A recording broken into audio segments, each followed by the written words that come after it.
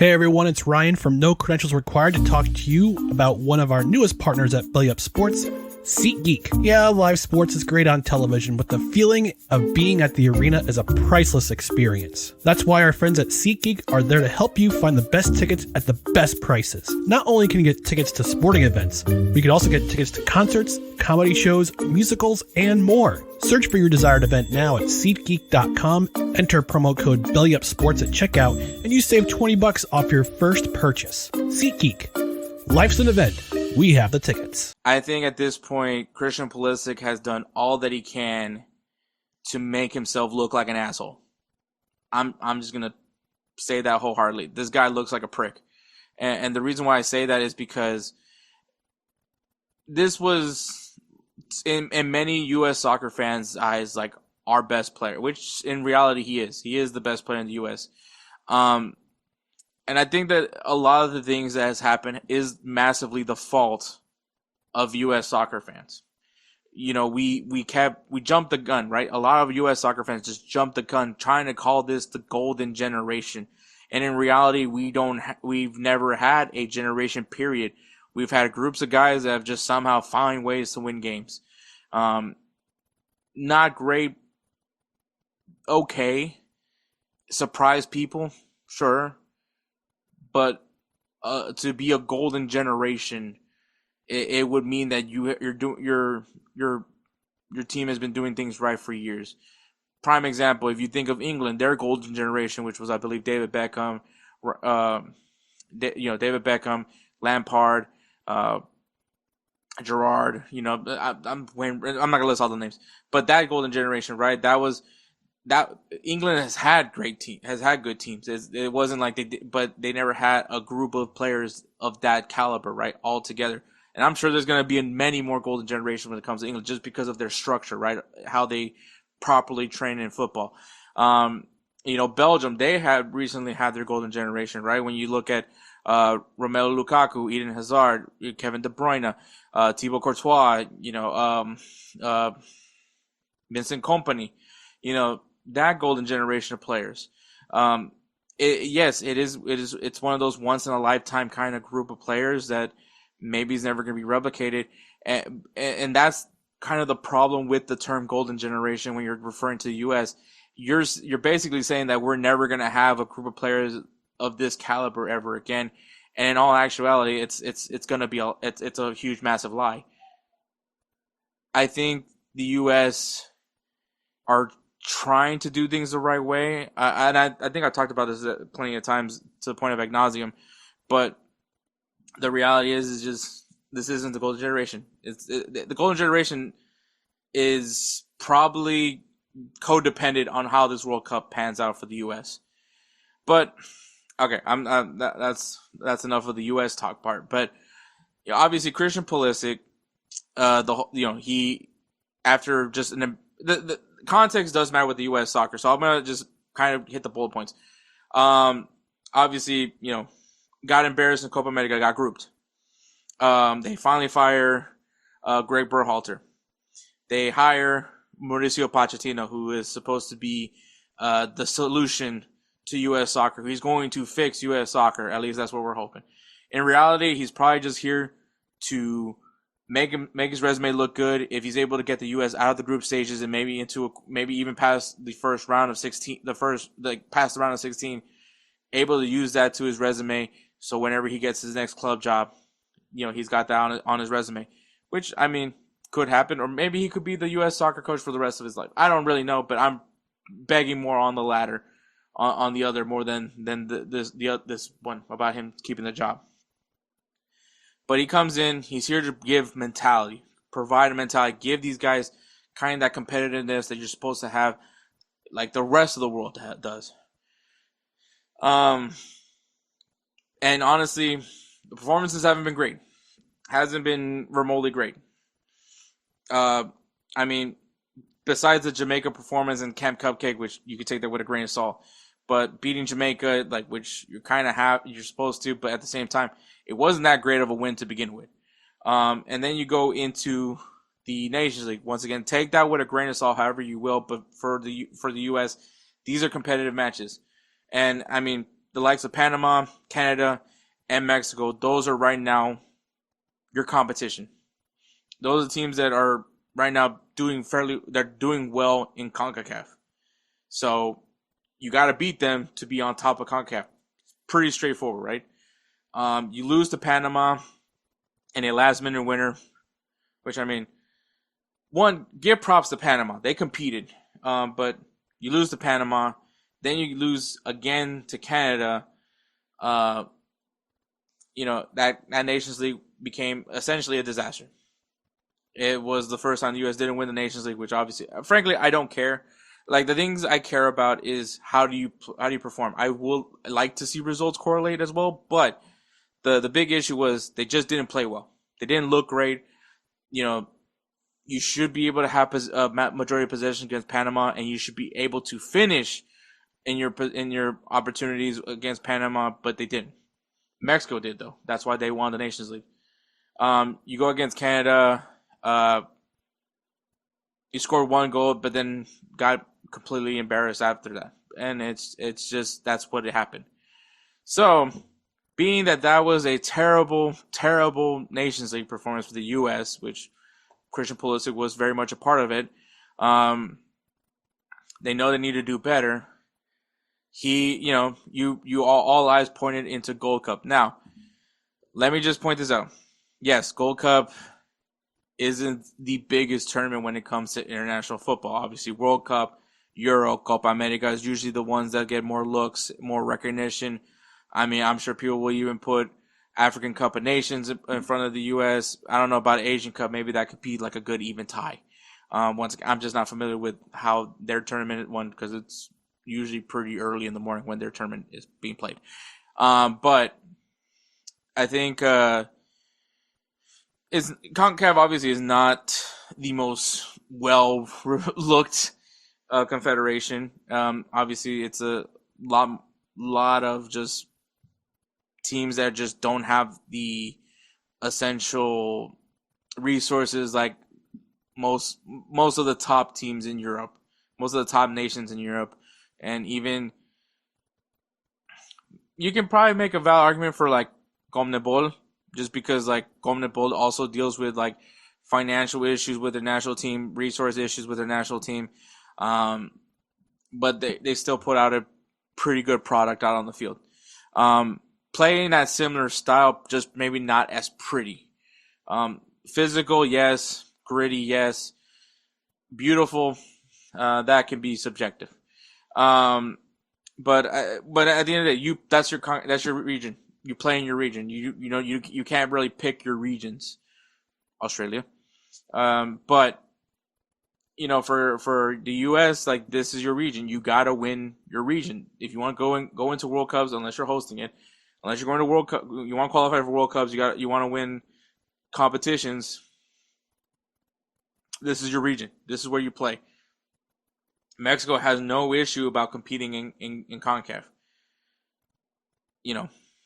And I will say Mexico tends to do very well in international competitions and has been able to show that they can punch above their weight, especially with with a group of players that recently has been kind of overwhelming, and they're still able to get some sort of result, at least at the most.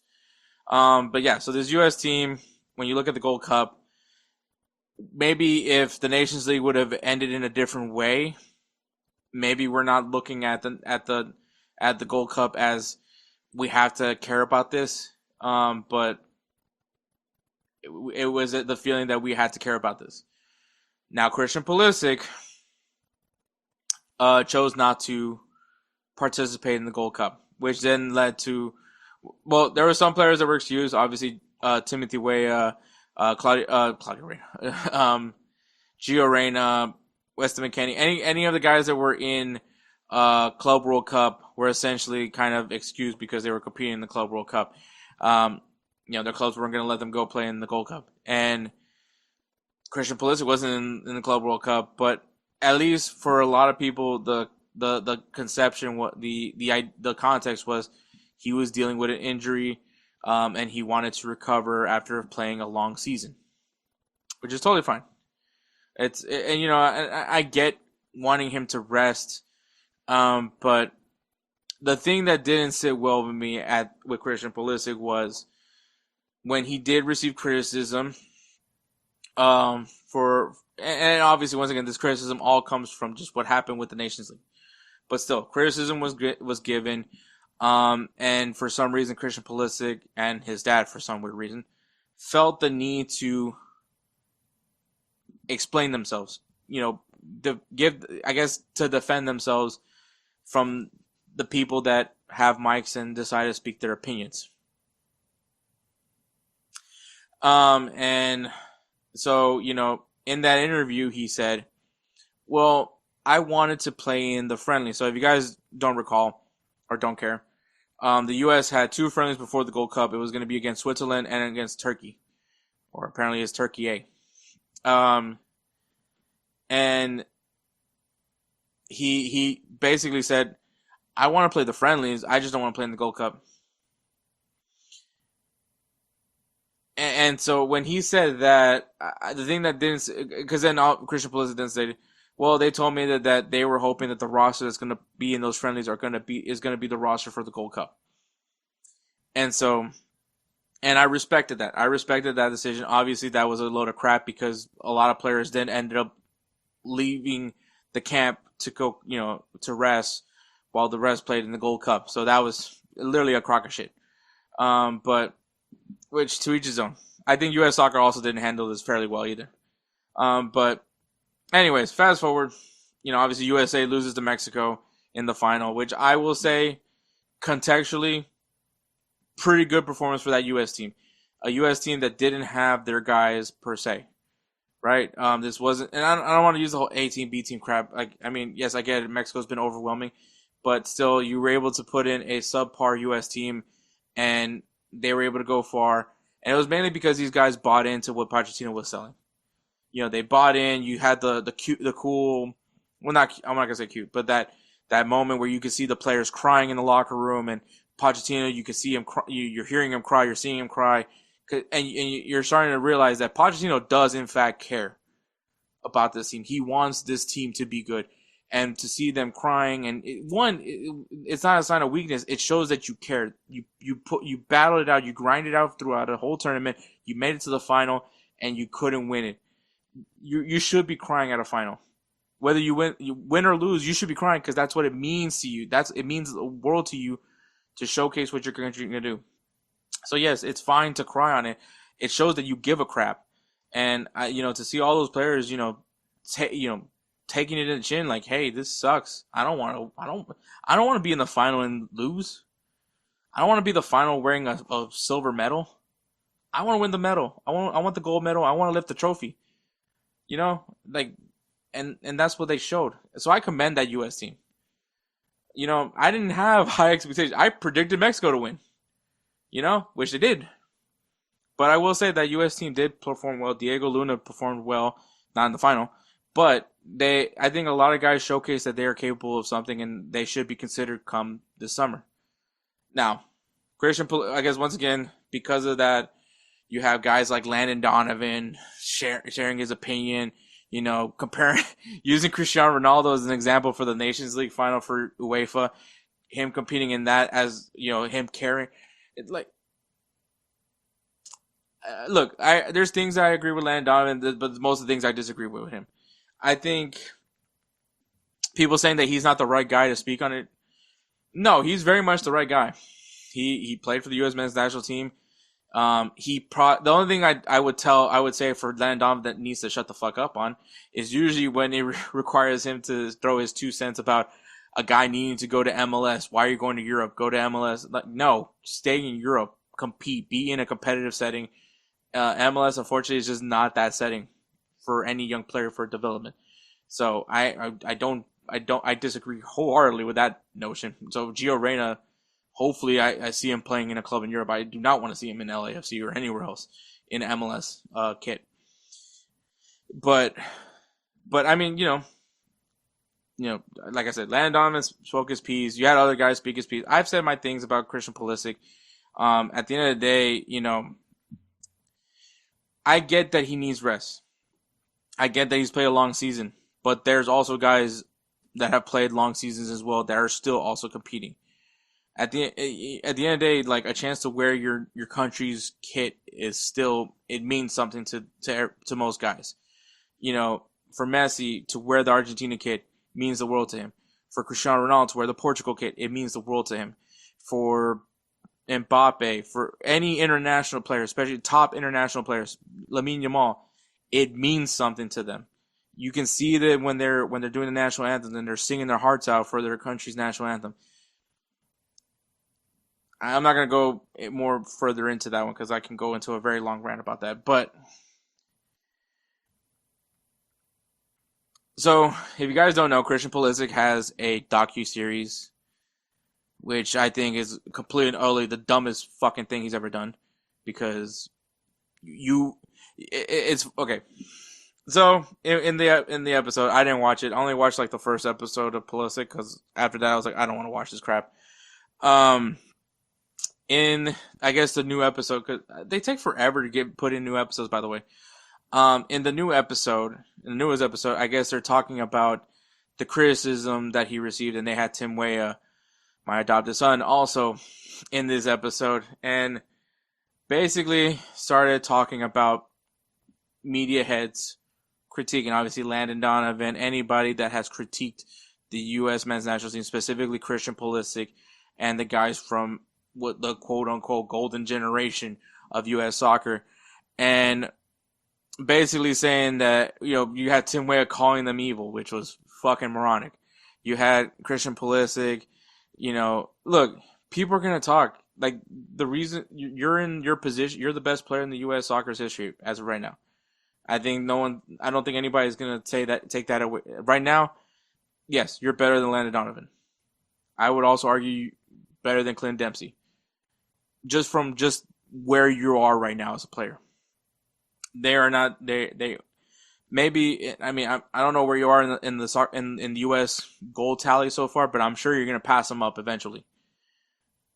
But these guys, yes, they come from a different time period, but guess what? They played with very much little and still made more with it. For them to say, what have you guys accomplished? You guys haven't accomplished anything either.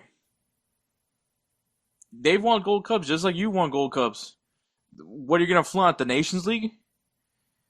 So, like, it's completely asinine. But, like, calling them evil, you know, they're just chasing a check. No, duh, they're chasing a check. They're paid to talk about you guys. Of course they're going to, Landon Donovan, Alexi Lawless, whatever guy you want to talk about. Yes, that is their job. Their job is to talk about you. You know, if it hurts your feelings, then you're letting them win. If it bothers you so much, you're supposed to change the narrative. So by changing the narrative, meaning you got to step up and start playing well. Step up and start playing for your national team.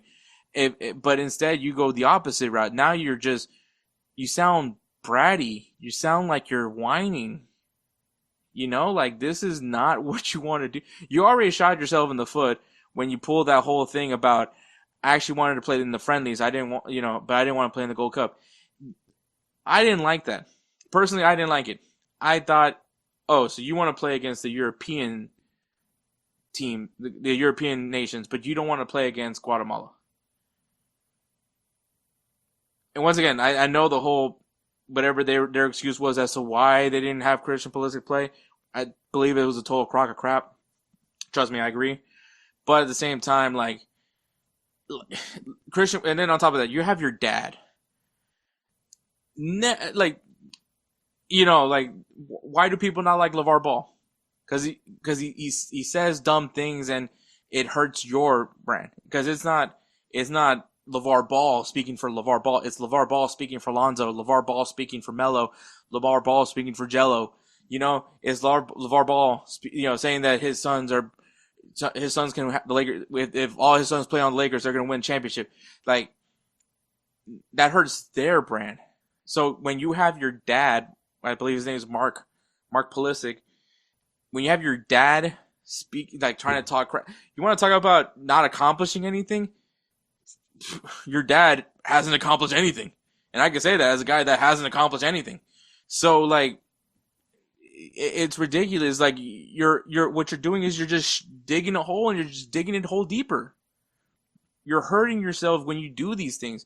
Like let your play do the talking. Go perform. Go, and you did perform. You did perform in Coppa Italia in this past weekend. But let your game do your talking. One, you need to end that Pulisic docuseries. By the way, that just needs to go away because it doesn't. You're not promoting the U.S. national team. You're not. It doesn't make me want to care about you more. It really doesn't. It makes me care less about you. Because you're the first episode, you're already nagging about the bias, right? The bias of American players in Europe. You know, you're already complaining. Now you're complaining about people having an opinion on you.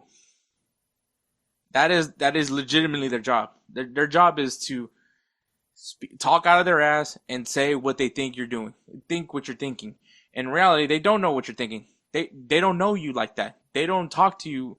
Maybe now you don't give them the light of day now because of all the stuff that they've been saying about you. But at the end, that is their job.